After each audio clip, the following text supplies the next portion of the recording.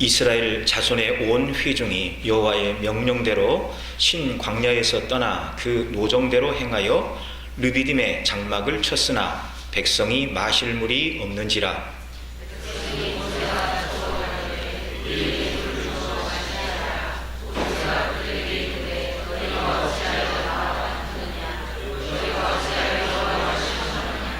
거기서 백성이 물에 가라매 그들이 모세를 원망하여 가로되 당신이 어찌하여 우리를 애굽에서 인도하여 내어서 우리와 우리 자녀와 우리 생축으로 목말라 죽게 하느냐.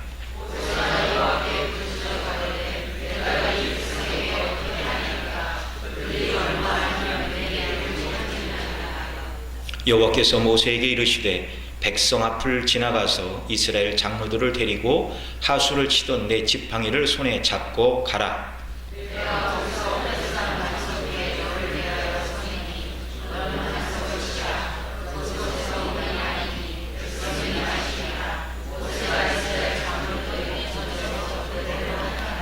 함께 읽습니다. 그가 그곳 이름을 맛사라 또는 무리바라 불렀으니 이는 이스라엘 자손이 다투었음이요 또는 그들이 여호와를 시험하여 이르기를 여호와께서 우리 중에 계신가 아닌가 하였음이더라. 아멘. 네, 이 시간 우리 한나 전도에 나오셔서 준비하신 찬양으로 영광을 돌리시겠습니다.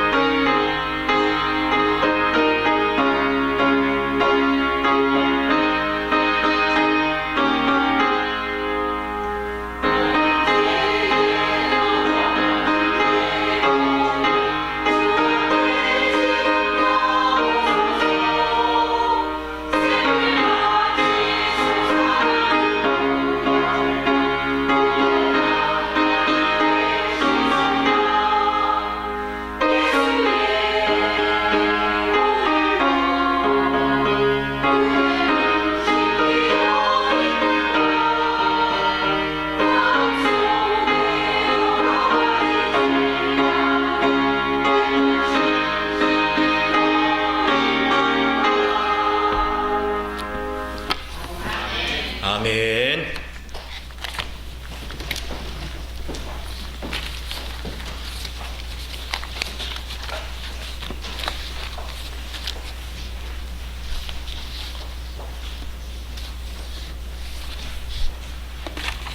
우리 권사님들이 감기 기운이 있어서 찬송이 잘 나올까 모르겠다 그렇게 걱정들을 하셨는데 이렇게 연세 드신 분들이 기도 많이 하시는 분들이 이렇게 곡조에 맞춰서 부르시니 참 하나님께서 기뻐하실 줄로 믿습니다. 자, 오늘 우리가 읽은 이 출애굽기 17장 말씀은 반석에서 생수가 솟는 사건, 참으로 놀라운 일이죠. 이스라엘이 홍해를 건너 신 광야에 머물다가 이제 하나님의 명령대로 광야를 떠나 느비딤에 이르러 장막을 쳤는데 한 가지 문제가 생겼습니다. 1절 끝부분이 말하는 대로 뭐라고 그러죠? 신광야에서 떠나 그 노정대로 행하여 느비딤에 장막을 쳤으나 백성이 마실 물이 없는지라. 물을 마시지 못해서 어려움을 겪는 것이 이번이 처음은 아닙니다. 이제 2장 앞으로 가면 홍해를 건넌 후에 마라라는 곳에 도착을 했는데 물이 있기는 있었어요. 그런데 그 물이 어땠다고요? 썼습니다. 그래서 쓰다 그래서 마라라고 불렀는데 하나님께 기도하자 하나님께서 모세에게 한 나무를 지시하여 물에 던지니 물이 달아져 마실 수가 있었습니다. 이제 그리고 나서 그 마사를 떠나 엘림이라는 곳에 이르렀는데요. 거기 물샘 12과 종려나무 70줄을 만나 물샘 12 지파가 이렇게 나왔는데 물샘 12 그 말은 자연적으로 있는 그 사막의 오아시스가 넉넉해서 하나님께서 특별한 방법을 동원하시지 않아도 그들이 물을 먹고 마시는데 전혀 지장이 없는 엘림으로 인도하셨다라는 것을 말씀하는 것입니다. 그리고 종려나무 70줄을 만나 그늘 아래 편히 쉬는 그런 시간을 보냈죠. 그리고 이제 출애굽기 16장에 보면 그들이 애굽에서 가지고 나온 양식이 다 떨어졌습니다. 그때 하나님께서 만나를 내려 그 하루하루 필요한 일용할 양식을 아침마다 거두어 사용하도록 그렇게 하셨습니다. 자, 애굽에서 나와 쓴 물을 만났을 때 물을 달게 해주셨고 애굽에서 가지고 나온 양식이 다 떨어지자 하나님께서 만나를 내려 주셨습니다. 그리고 오늘 이제 출애굽기 17장 그 광야를 떠나 느비딤에 장막을 쳤는데 마실 물이 없었습니다. 자, 그러면 한번 생각해 보십시오. 하나님께서 정말 지금껏 그 백성을 인도하신 것이 다 기적의 연속 아닙니까? 기적의 연속이 계속되고 있어요. 애굽에서 바로왕이 항복을 하고 이스라엘 백성을 내보냈다는 것조차 사람의 힘으로는 불가능한 일이었습니다. 그 다음에 홍해가 가로막고 애굽의 군대가 추격해 올 때 하나님이 홍해를 가르셔서 그 백성들이 건너셨죠. 이것도 기적입니다. 아무 때나 체험할 수 있는 일이 아니에요. 그 백성들의 숫자가 적지도 않았죠. 20살 이상의 남자만 60만이었고 그 여인들과 어린아이들까지 합하면 좋게 한 200만은 되었을 것이고요. 뿐만 아니라 그들이 애굽에서 끌고 나온 가축도 상당히 많았습니다. 그들이 이제 마사에 이르렀을 때 물이 쓰자 하나님께서 단물로 바꿔주셨고 양식이 떨어지자 만나를 하나님께서 내려주시어 마시고 먹는 그 모든 문제를 해결해 주시고 지금 느비딤에 이른 것이죠. 느비딤에 이른 그 날까지도 아침에 하나님 주신 만나를 먹고 거기까지 온 것입니다. 자, 그렇다면 하나님의 계속적인 이적과 기사를 통해 그 백성들이 지금 느비딤에 이르러 장막을 쳤는데 단 하나 불만족한 상황, 무엇이 없었다고요? 마실 물이 없었다고요. 자, 그러면 지금껏 하나님께서 기적과 긍휼과 은혜를 베풀어 주셔서 지금껏 살아왔는데 물이 없는 그 상황이 지금 어떤 상황입니까? 하나님을 원망해야 될 때입니까? 하나님의 전능하심을 믿고 기도하고 의지해야 될 때입니까? 기도하고 의지할 때이죠. 자, 이 모습을 보면 오늘날 우리의 모습과 같아 보입니다. 이 세상에서 우리는 지금껏 먹고 마시고 살아왔죠. 누가 주셔서 먹고 누가 주셔서 우리가 마시고 지금껏 건강하게 잘 지내고 있을까요? 유치부 아이들도 대답할 수 있는 쉬운 질문입니다. 하나님 아버지의 돌보심과 은혜 때문입니다. 만일 내가 젊어서 열심히 공부하고 사업하고 돈 벌고 악착같이 모아서 지금 내가 살고 있지, 내 힘으로 살지, 이렇게 말한다면 그건 하나님께서 매우 섭섭하실 얘기죠.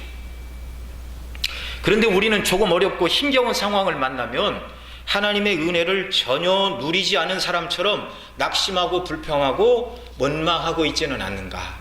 르비딤에서 마실 물이 없다고 모세와 더불어 다투고 하나님을 의심하던 그 백성들의 모습이 나에게 나타나고 있지 않는가. 우리가 한번 우리 자신을 생각해 봐야 됩니다.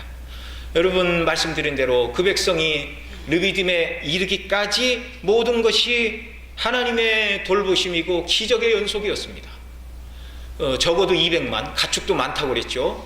그런데 그들을 하나님께서 광야로 데리고 가셨습니다. 여러분, 광야를 다른 말로 사막이라고 그러는데요, 왜 그곳이 사막이 되었습니까?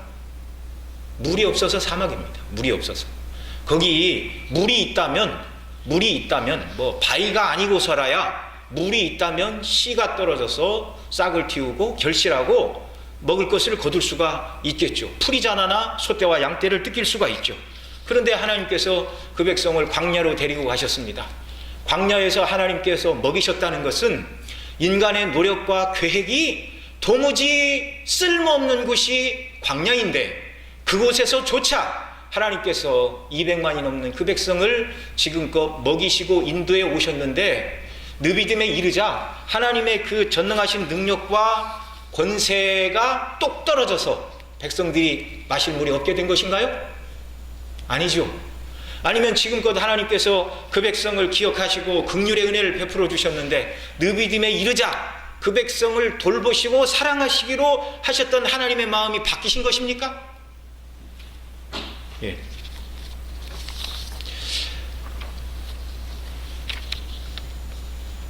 자, 그러면 왜 하나님께서 지금껏 그 백성을 보호하시고 인도해 오셨는데 무엇 때문에 하나님께서 르비딤에 이르러, 마라에서는 먹기 쓴 물이라도 있었는데 쓴 물도 없는 그곳에 하나님께서 이제 다 짐을 풀고 이제 거기서 머물라. 왜 마실 물이 없는 그곳에 장막을 치라고 하셨을까요? 우리가 한번 생각해 봐야 됩니다. 여러분, 이스라엘 백성들이 거기 르비딤에 장막을 치고 싶어서 친 게 아닙니다. 광야의 삶이 어떤 줄 아시죠? 성막을 짓고 성막 위에 낮에는 구름 기둥, 밤에는 불 기둥으로 여호와의 임재의 영광이 거기서 함께 했습니다. 아침에 해가 뜬 다음에 그 성막 위에 있던 구름 기둥이 이렇게 일어나면 이스라엘 백성들이 어떻게 해야 됐습니까? 예, 텐트를 걷어서 했어요.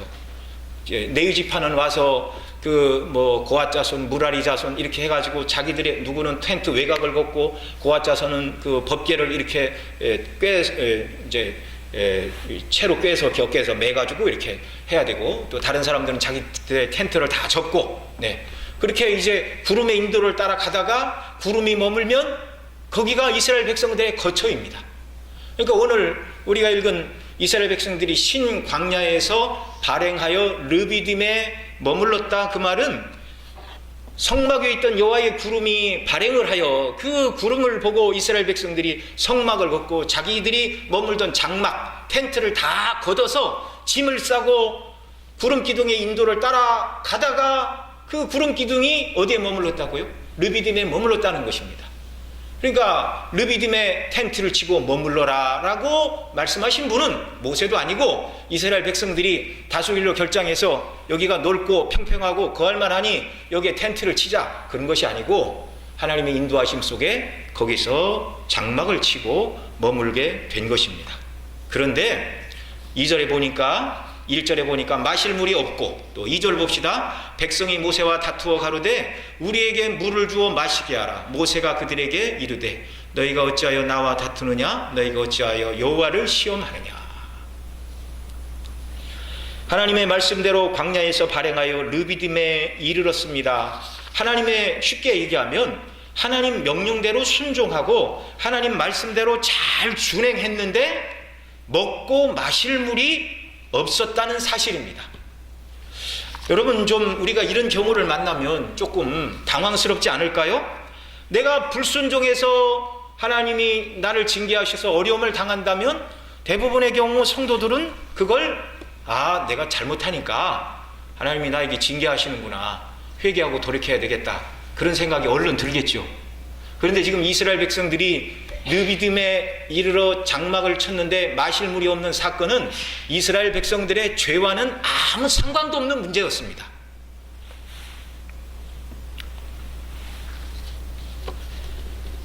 우리는 하나님의 말씀대로 순종했다. 성막 위에 구름이 일어나서 우리가 모든 텐트를 다 접고 구름이 가는 대로 따라가 여호와의 임재 영광인 구름 기둥이 머물자 거기에 성막을 다시 세우고 우리들의 텐트를 치고 자리를 잡은 것뿐인데, 말씀대로 순종했는데 왜 마실 물이 없는가? 왜 마실 물이 없는가? 여러분, 우리나라 사람들 일반적으로 전통적으로 한국 사람들은 무속신앙이 기본적인 마음 배경 속에 깔려 있습니다. 그래서 우리가 뭔가를 잘하면 환경도 좋아지고 내가 잘못하면 환경도 나빠진다, 그런 생각을 하고 있고요. 이 동양의 사상이 다 비슷합니다. 맹자는 그런 말을 했죠. 순천자는 존이요 역천자는 망이라. 어떤 사람은 이제 순천자 흥, 역천자 망, 이렇게 이제 바꿔서 말하기도 하는데요.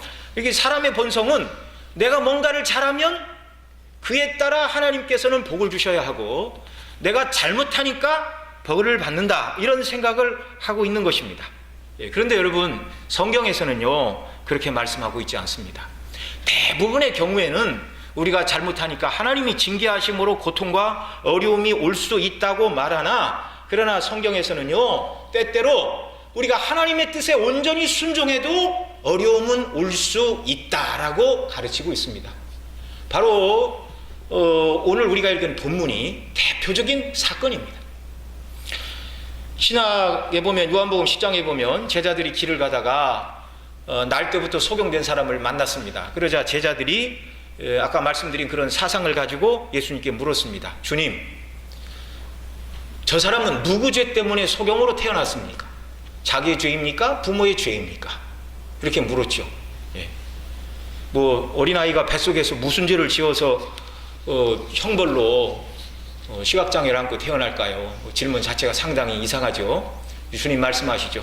저 사람의 죄도 아니고 부모의 죄도 아니고 하나님의 영광을 위해서다, 그렇게 말씀하시고 그 사람을 고쳐주심으로 예수님이 하나님의 아들이요 메시아요 전능하신 능력의 주님이심을 밝히 보여주셨습니다.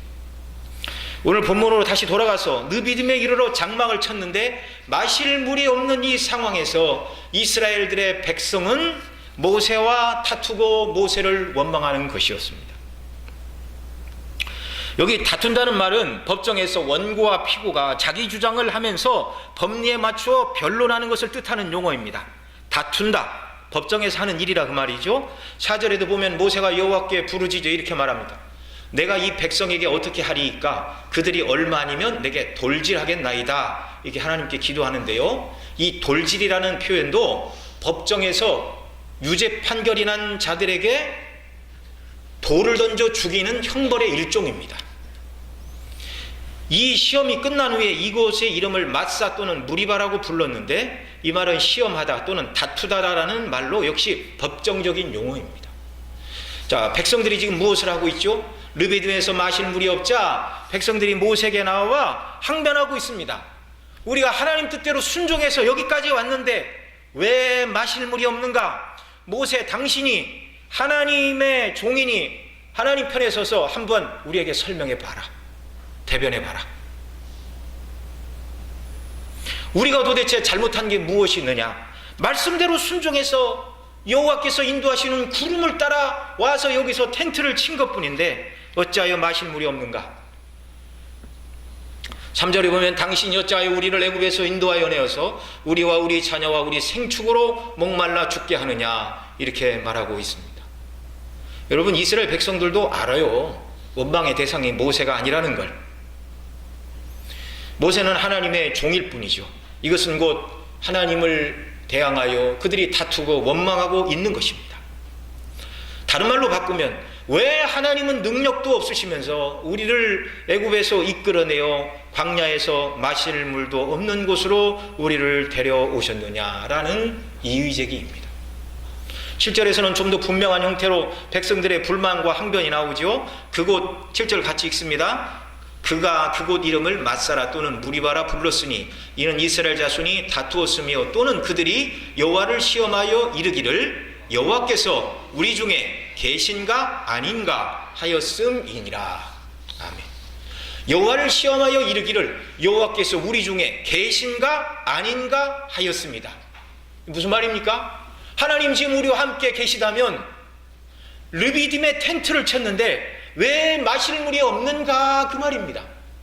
하나님이 지금 우리를 버리셨는가? 하나님은 약속을 지키시지 않는 분인가?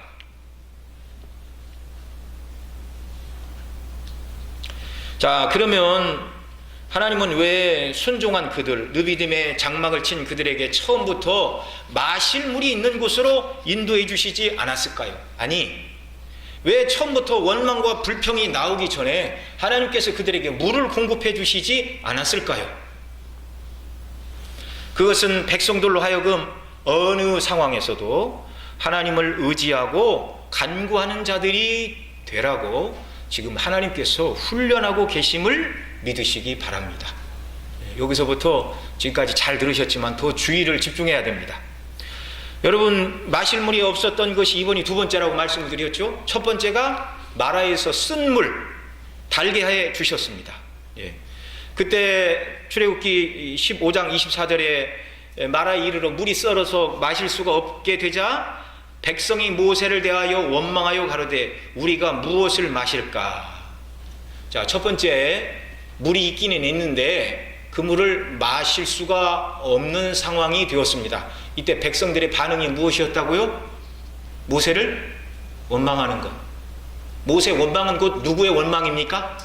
하나님께 대한 원망이었습니다. 근데 그때 모세는 어떻게 하였습니까? 기도했습니다. 모세가 여호와께 부르짖었더니 여호와께서 그에게 한 나무를 지시하시니 그가 물에 던짐에 물이 달아졌더라. 그리고 그 사건 이후에 하나님 말씀하십니다. 너희가 나 여호와를 청종하고 나의 보기에 의를 행하며 내 계명에 귀를 기울이며 내 모든 규례를 지키면 내가 애굽에게 내린 모든 질병이 하나도 너희에게 내리지 아니하리니 나는 너희를 치료하는 여호와임이니라. 이렇게 말씀합니다. 네.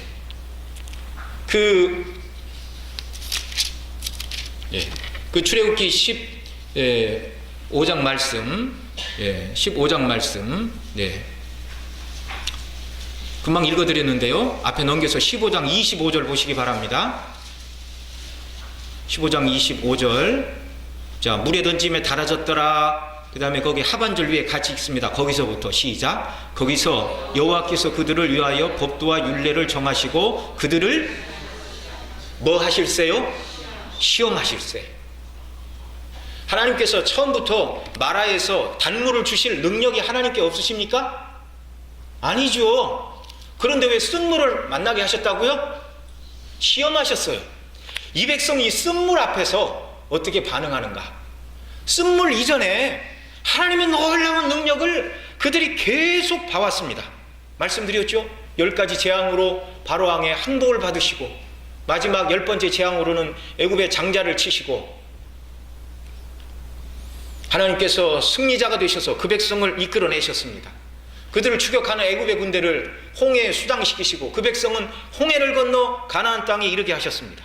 그 다음에 그 홍해를 건넌 다음에 보면 미리암이 소고를 잡고 여인들이 춤을 추며 하나님의 노래를 부르고 또 이 모세도 어린 양의 노래를 지어서 찬송하며 하나님께 영광을 돌렸죠.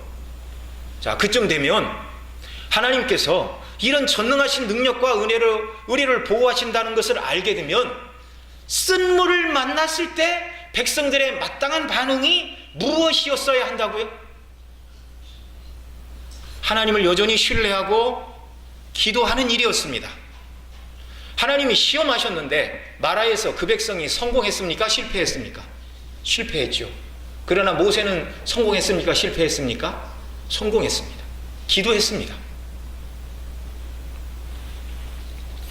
르비딤에서 물이 없게 하시는 이 일을 통하여 이제는 이 백성이 물이 써서 원망하던 과거의 그 못된 습관을 고치고 매 순간 매 순간 사건 속에서 힘들고 어려운 일을 만나도 내가 전능하신 여호와, 내가 그 백성의 주가 되시는 줄을 알고 본성의 생각을 다 던져버리고 철저히 나를 의지하고 기도하고 내 명령에 순종하고 즐거워하는지 하나님께서 알아보실 요량으로 느비딤의 텐트를 치게 하셨는데 거기 마실 물이 없었다는 것입니다. 하나님께서 그들을 시험하고 계신 것입니다. 여러분, 학교에서도 좋은 선생님들은 아이들에게 이렇게 제일 어려운 게 수학인데요, 수학 공식을 가르쳐주고 시험을 봅니다. 틀리면 다시 설명해주고 문제 숫자 유형을 바꿔서 그 공식으로 풀 수 있는 다른 문제를 내죠. 왜 그렇게 합니까? 완전히 자기 것으로 소화를 했는가, 공식을 완전히 습득을 했는가. 이게 훌륭한 선생님들이 학생들을 가르치는 방식이죠. 그냥 한번 가르쳐주고 알았지? 그리고 그냥 넘어가면 좋은 선생이 아닙니다. 하나님께서는 마라의 쓴물을 통하여 쓴물을 단물로 언제든지 바꾸실 수 있는 하나님이다. 그러면 그 하나님의 전지전능하심을 생각하면 르비딤에 물이 없을 때 하나님께서 백성들에게 기대하신 백성들의 반응은 하나님께 기도하는 것이었습니다. 물이 없지만 철저히 하나님을 의지하는 것이었습니다. 그런데 그들은 실패했습니다. 원망했습니다. 불평했습니다. 하나님이 우리와 함께 계시지 않는가? 함께 계신다 할지라도 능력이 부족해서 우리에게 물을 주실 수 없는 분인가? 오늘 저와 여러분의 신앙생활의 모습은 어떻습니까? 이들처럼 조금만 어려운 일이 생겨도 내가 하나님 뜻대로 오늘까지 순종하며 살아왔는데 이 어려운 일은 다 무엇입니까? 라고 불만을 터뜨리는 백성들의 모습인가요? 아니면 힘들고 어려워도 항상 하나님을 신뢰하고 모세처럼 하나님의 은혜와 도우심을 간구하며 기도하는 믿음의 사람인가요?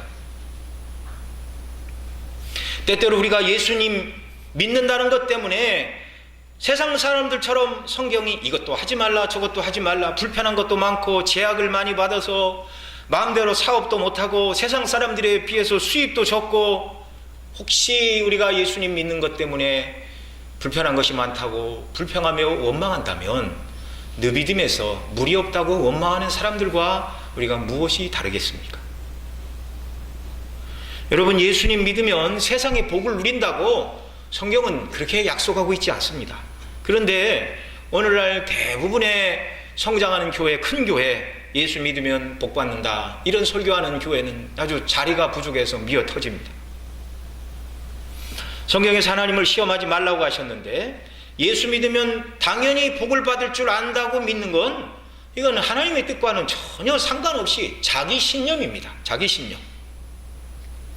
어려운 환경을 통하여 하나님은 저와 여러분을 훈련하시고 매 순간순간 주님께 나아가 교통하며 순종하며 살아가는 자들이 되기를 원하시는데, 그래서 때때로 마라에서 쓴물을 만나게 하시고 느비딤에서는 쓴 물조차도 없는 고난의 환경을 허락하시는 것이죠. 왜요? 항상 주님과의 관계의 끈을 놓지 말고 믿음으로 살라는 것입니다. 믿음으로 주님께 나아갈 때 어려운 환경도 불가능한 상황도 하나님의 은혜로 그리스도 예수 안에서 능히 이기게 하시는 은혜를 공급해 주신다는 것입니다. 근데 주님과의 관계의 끈을 붙들지 않고 주님 생각하지 않고 예수님 믿었으니 내가 원하는 세상의 모든 조건이 다 갖추어져야 된다. 한마디로 불신앙입니다. 여러분, 저와 여러분이 살아가는 이 땅은 나그네 길임을 믿으시기 바랍니다. 성경은 인생을 나그네 길이요 광야길이라 말씀하고 있습니다. 여러분, 말씀드린 대로 광야길은 고생스러운 길입니다. 그러나 그 광야길에 40년 동안 낮에는 구름 기둥, 밤에는 불 기둥으로 그 백성을 인도하신 하나님께서 어느 날 그리스도 예수 안에서 그리스도의 영이신 성령님을 통하여 저와 여러분을 인도하시고 힘들고 어려운 순간에 더 주님 바라보라고 때때로 고난도 주시고 어려움도 주시고, 그래서 그 모든 어려움을 이기고 예수님 닮는 사람이 되라고 주시는 인생의 훈련길, 고난길, 광야길임을 믿으시기 바랍니다. 히브리 3장 4장에 보면 광야 백성들이 원망과 불평과 마음을 강팍케 함으로 하나님의 안식 곧 가나안 땅에 들어가지 못했다 말씀하면서 신약의 성도들에게는 너희가 들어갈 안식이 너희에게 주어져 있다. 하나님 나라에 들어가기까지 신약의 백성들도 광야길을 가는 나그네라고 가르치고 있습니다. 말씀대로 광야길은 험하고요, 물이 부족하고요, 내가 원하는 것이 마음대로 채워지지 않는 때가 있습니다. 여러분, 이때 우리의 반응이 무엇이어야 합니까? 네. 그 백성처럼 원망하지 말고 고난의 때 어떻게 해야 된다고요? 철저히 주님을 의지해야 되고, 또 때로는 엘림의 12샘물과 70주의 종려나무를 만나게 하시는 것처럼 풍요와 풍성을 누리게 하시는 때도 있습니다. 하나님께서 저와 여러분에게 감당할 수 없을 정도로 세상적인 물질을 많이 부어주실 때도 있는 것이 광야의 삶입니다. 네. 여러분, 풍요로울 때나 고난의 때에도 여전히 저와 여러분은 주님 바라보는 귀한 역사가 우리에게 있기를 바랍니다. 여러분, 믿는 사람들이 다 세상 모든 사람이 풍성, 풍요, 번영, 축복 이렇게 기도하는데요, 여러분, 기도하지 않았는데 그냥 갑자기 한꺼번에 큰 재물이 우리에게 주어지면 그게 복이 되겠습니까? 시험거리가 되겠습니까? 큰 시험거리가 됩니다. 그래서 뭐 외국의 사례기는 하지만 갑자기 큰 복권에 당첨된 사람들, 10년 후에 그 사람들을 조사해 봤더니 그 많은 당첨금, 복권, 돈 다 날리고 당첨되기 이전보다 훨씬 대다수가 불행하게 살고 있다. 그런데 복권이 당첨이 되었지만 불행하지 않은 사람들도 덜어 있었는데, 그들이 누구냐면 복권이 당첨되었다고 직장을 바꾸지 않았습니다. 삶의 방식을 바꾸지 않았습니다. 네. 그 사람들은 그 돈이 없어도 사는 거예요. 그런데 갑자기 큰 돈이 들어오면, 제가 이 예배 오기 전에 청년들 집회하면서 그 얘기를 했는데, 한꺼번에 하나님께서 너에게 100억을 주시면 어떻게 하겠느냐, 고민 되겠느냐 안 되겠느냐 그랬더니 큰 고민이 되겠대요. 그렇죠. 그게 솔직한 고백입니다. 네. 솔직한 고백입니다. 100억 하나님 주시면 뭐 할래 그랬더니 첫 번째 10억은 11조 하고요. 그거야 당연하지. 11조 해도 90억이 남는데 어떻게 할래?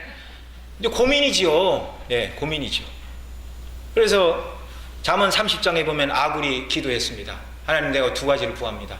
내게 허탄과 거짓말을 제해 주시고, 두 번째로는 나도 가난하게도 마옵시고 부하게도 마옵소서. 내가 가난하여 도적질하여 하나님의 이름에 누를 끼칠까 하오며, 또 내가 풍부해서 하나님을 모를까 내가 두려워합니다.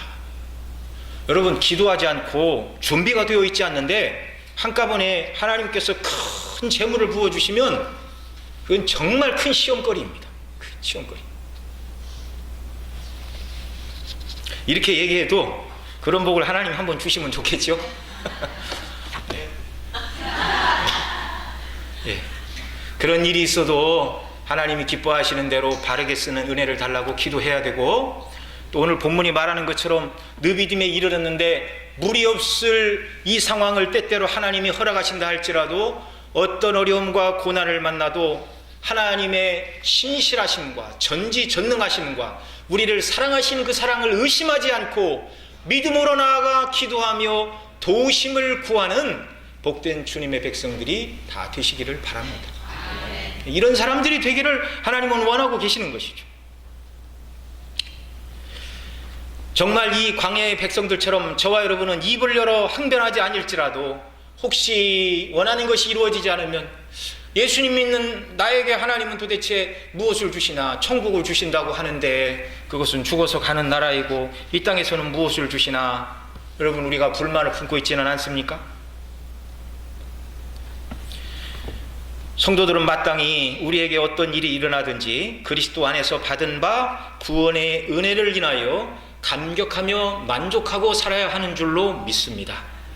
저와 여러분의 삶 속에서 구원으로 인한 만족과 감사가 사라졌다면 예수님이 이루신 구원, 그것이 뭔가 부족하다는 말로밖에 해석이 안 되는 것입니다.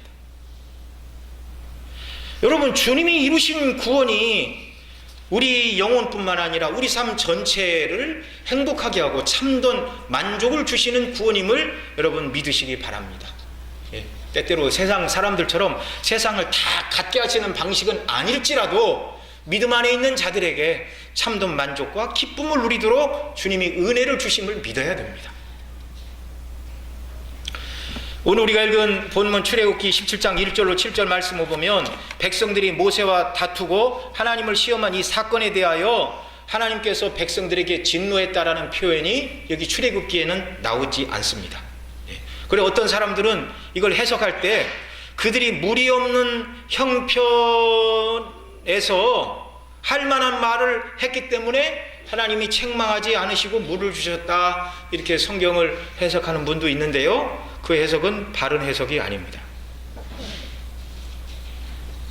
어떤 사람들은 우리가 어려운 처지와 환경에서 죄를 짓는 것은 어쩔 수 없는 일로 하나님은 이해하신다라고 상황 윤리를 정당화하는 사람들도 있는데 합당하지 않은 견해라는 걸 기억하시기 바랍니다.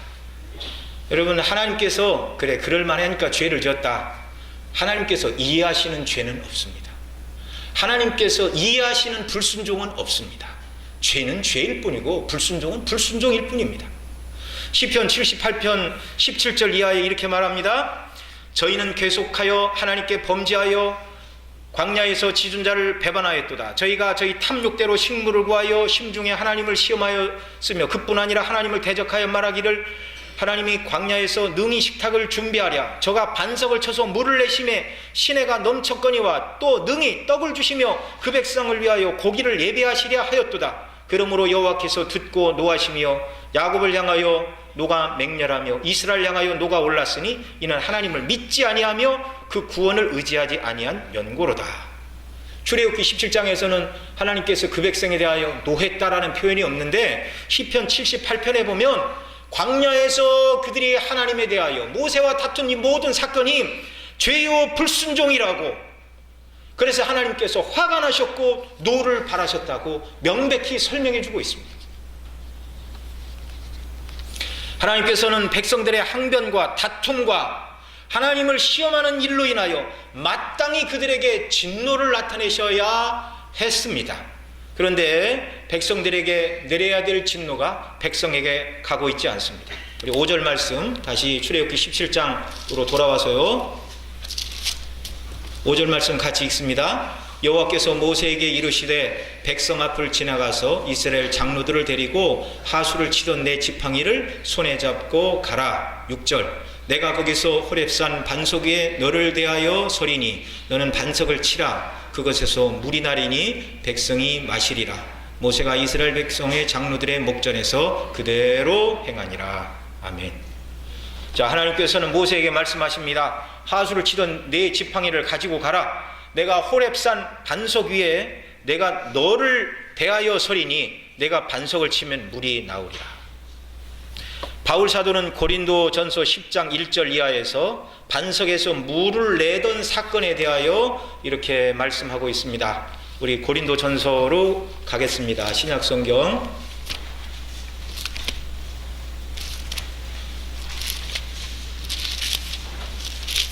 고린도전서 10장 우리 1절부터 6절 말씀까지 한 절씩 교독합니다. 신약성경 대략 274면 형제들아 너희가 알지 못하기를 내가 원치 아니하노니 우리 조상들이 다 구름 아래 있고 바닷 가운데로 지나며 다 같은 신령한 식물을 먹으며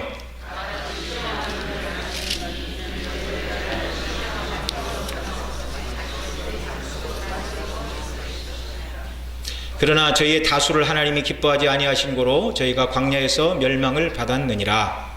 이런 일은 우리의 거울이 되어 우리로 하여금 저희가 악을 즐겨한 것 같이 즐겨하는 자가 되지 않게 하려 함이니. 아멘. 예, 광야에서 원망하던 그 사건, 악이라고 신약의 사도 바울도 명백히 지적하고 있죠. 우리가 읽은 말씀 중에 4절 말씀 한 번 더 읽습니다. 다 같은 신령한 음료를 마셨으니 이는 저희를 따르는 그 신령한 반석으로부터 마셨음에 그 반석은 곧 그리스도시라. 아멘. 자, 고린도전서 10장이 오늘 출애굽기 17장의 주석과 같은 말씀입니다. 출애굽기 17장에서 반석을 대하여 치리니 반석을 치면 물이 나오리라고만 얘기를 하는데 사도 바울은 그 반석이 누구였다고요? 그리스도라고 설명하고 있습니다.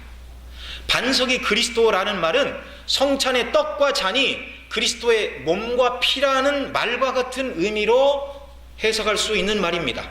떡이 예수님의 살이요 잔이 예수님의 피를 의미하듯이 여기 출애굽기 17장에 모세가 친 반석, 물을 낸 그 반석, 누구를 예표하는 거라고요?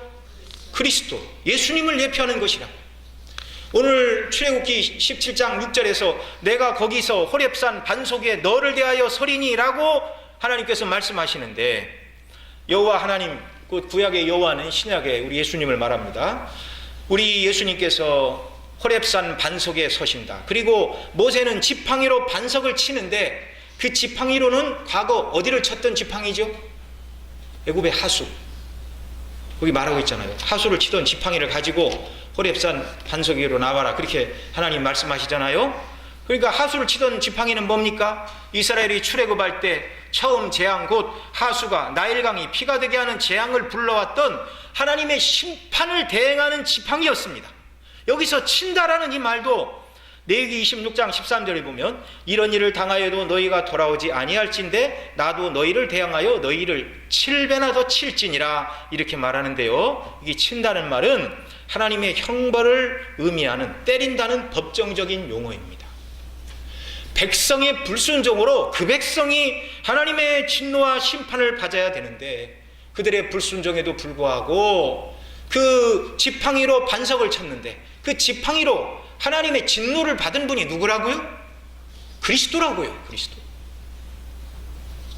심판을 가져오는 지팡이로 반석 대신 그리스도를 친다는 것은 그 백성의 불순종으로 인하여 그들에게 내려야 될 모든 하나님의 진노와 불순종에 대한 심판이 예수님에게로 옮겨갔다는 것입니다. 그래서 그 백성이 죽지 않은 거예요. 사실 저와 여러분의 죄 때문에 저와 여러분은 하나님을 얼마나 원망했습니까? 창조의 하나님이시고 하나님은 주인이십니다. 모든 것에.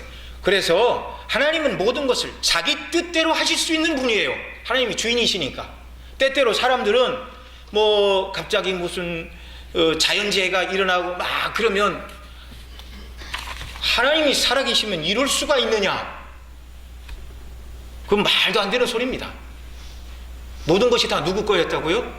하나님 거였고요. 하나님이 마음대로 하실 수 있는데 특별히 그 인생들이 행하는 악과 그 더러운 죄, 하나님을 거역한 일에 비하면 하나님께서 인생들을 살려두는 것 자체가 이건 기적적인 일입니다.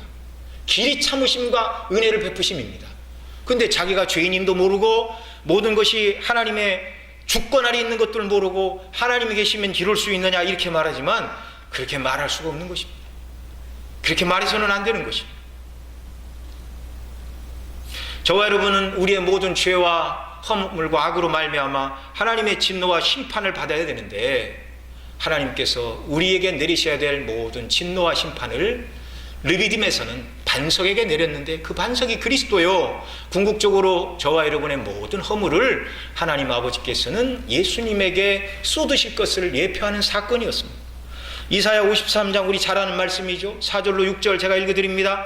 그는 실로 질고를 지고 우리 슬픔을 당하였거늘 우리는 생각하기를 그는 징벌을 받아서 하나님께 맞으며 고난을 당한다 하였노라. 그가 찔림은 우리의 허물을 인함이요 그가 상함은 우리의 죄악을 인함이라. 그가 징계를 받음으로 우리가 평화를 누리고 그가 책찍에 맞음으로 우리가 나음을 입었도다. 우리는 다 양 같아서 그릇 행하여 각기 제 길로 갔거늘 여호와께서는 우리 무리의 죄악을 그에게 담당시키셨도다. 아멘.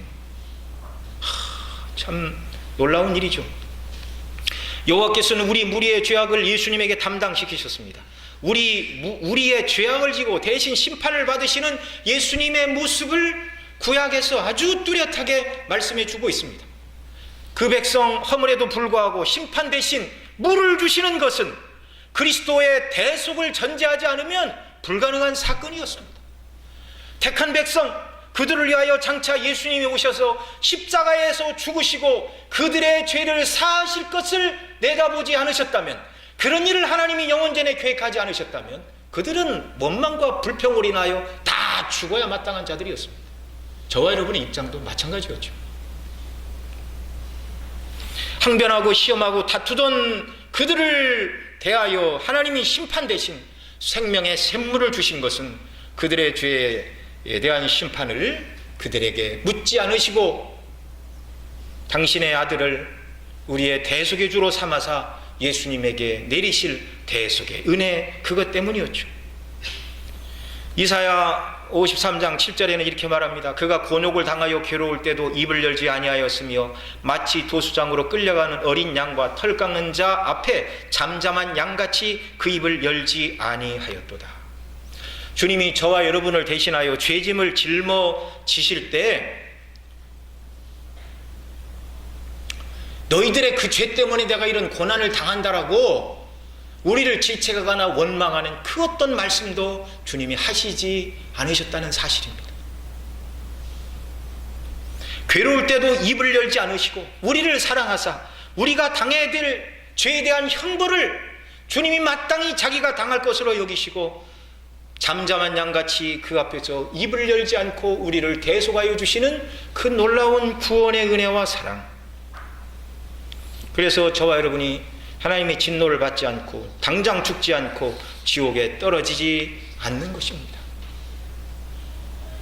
예수님께서는 뭔가 잘못이 있어서 죽을 죄를 지어서 십자가에서 죽으신 것이 아니라 우리 죄를 위한 대속의 죽음을 죽어주셨습니다. 주님은 우물가의 여인에게 이렇게 말씀해 주셨죠. 내가 주는 물을 먹는 자는 영원히 목마르지 아니하리니 내가 주는 물은 영생하도록 솟아나는 샘물이 되리라. 느비딤에서 마실 물이 없는 그들에게 원망과 불평하는 그들을 대신하여 반석에서 매를 맞으신 그 주님, 십자가에서 죽으실 것을 예표하는 그 사건을 보여주시고 그 백성에게 생수를 주신 그 주님이 이제는 예수님 믿는 저와 여러분에게 영원토록 목마르지 않는 샘물을 주신다, 이렇게 말씀하고 있습니다. 여러분, 예수님 믿는 저와 여러분이 목마르다 소리를 해서는 이제 안 되는 것입니다. 생수가 우리 앞에 있습니다. 요한복음 7장 37절 이하에 이렇게 말합니다. 명절 끝날 곧 큰 날에 예수께서 외쳐 가라사대 누구든지 목마르거든 내게로 와서 마시라. 나를 믿는 자는 성경의 이름과 같이 그 배에서 생수의 강이 흘러나리라 하시니 이는 그를 믿는 자들의 받을 성령을 가리켜 말씀하신 것이라. 영원한 생명수는 하나님의 성령이십니다.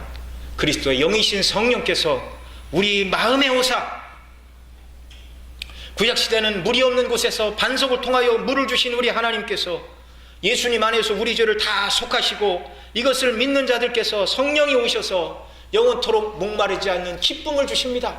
아니, 나 같은 죄인을 하나님이 영원전에 택하시고 내 죄를 대신하여 죄 없으신 하나님의 아들이 대신 형벌 받고 나를 사랑하는 하나님의 자녀로 삼으시고 이 땅에서 순례길을 가는 동안 주님이 나와 함께 하시고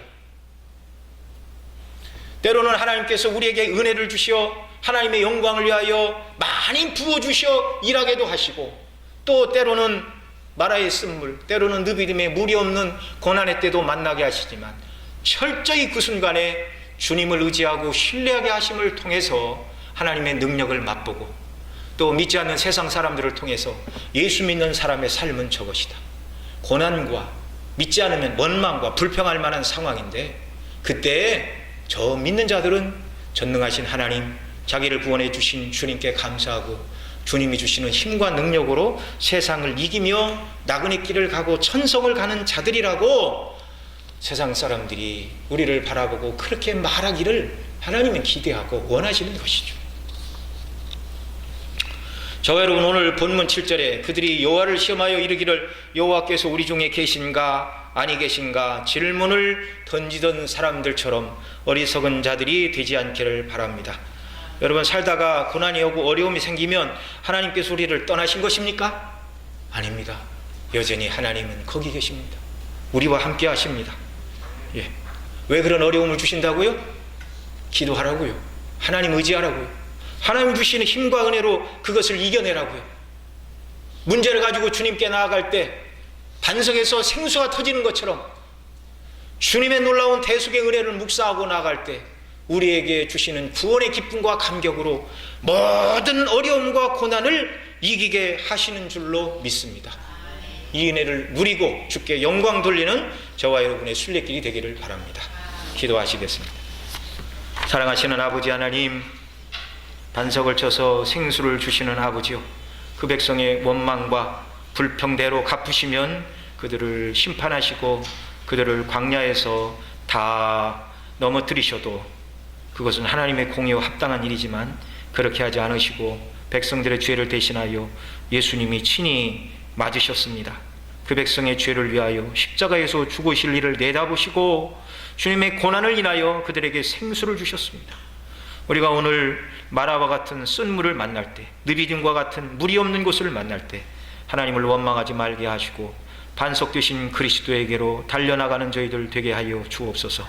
대속의 은혜와 영광을 묵상하고 주님께서 주시는 은혜로 성령의 충만과 인도하심 가운데 기쁨을 누리며 만족을 누리며 이 땅을 승리자로 살아가고 하나님께 영광을 돌리고 믿는 형제들에게 믿음의 본을 보이고 믿지 않는 세상을 향하여 그리스도인의 삶은 고난 속에서 주님이 주시는 힘으로 이기고 찬송하는 것임을 보여주는 저희들의 순례길이 되도록 축복하여 주옵소서.